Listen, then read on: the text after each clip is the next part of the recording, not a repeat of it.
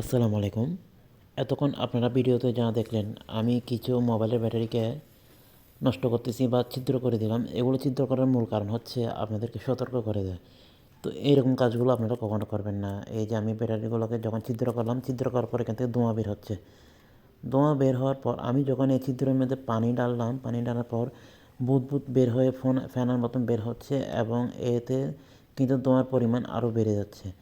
তো এগুলো নষ্ট ব্যাটারি হওয়াতে এবং এই ব্যাটারিগুলোর মধ্যে চার্জ কম থাকার কারণে এগুলোতে আগুন ধরে যায় না, কিন্তু ধোঁয়া উঠতেছে। যদি পর্যাপ্ত পরিমাণ চার্জ থাকতো সেক্ষেত্রে এগুলো ছিদ্র করার সাথে সাথে ব্লাস্ট হয়ে আগুন ধরে যেত এবং কি আগুন ধরে গিয়ে বড় একটা ক্ষতি হওয়ার সম্ভাবনা থাকতো। কিন্তু এগুলোতে চান্স না থাকার কারণে এগুলোতে আগুন ধরে যায় না এবং ব্লাস্ট হয় না। তো এইরকম কাজগুলো আপনারা কখনো করবেন না। এরকম কাজগুলো করলে অনেক বড় ধরনের ক্ষতি হতে পারে। তো এরকম কাজগুলো আপনারা কখনো করবেন না। আসসালামু আলাইকুম।